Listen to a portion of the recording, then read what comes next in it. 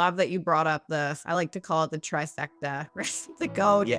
the sponsor, the counselor. I think the commonality that I love to see if anyone is reaching out for help is talking to somebody who understands, like who gets it. And I heard this on another one of your podcasts that like 95% of your staff, Angie, it has walked the walk. Like they've lived it themselves.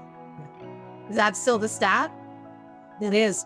Yeah. And it's so funny because in the beginning, we used to think this was a weakness because people would say, oh, what do you guys know? You're a bunch of former addicts. And then I've realized in, the last 10 years, that's our biggest strength because of those reasons. We've been there. We know how to push people harder, hold them more accountable, understand what they're going through.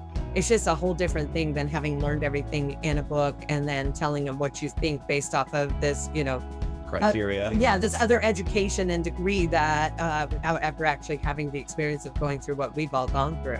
Oh my gosh, it's ginormous. It's huge. And Yeah.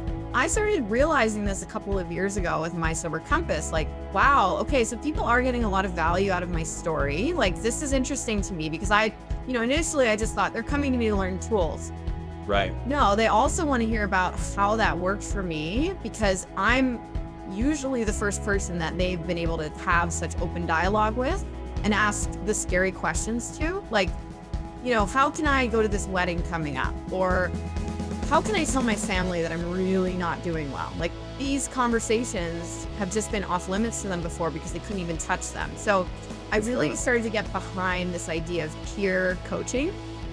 And this past year, I started working with an organization called Arlie, which is so incredible. So Arlie is a shared experience platform. So we have multiple coaches on here that are all peer based.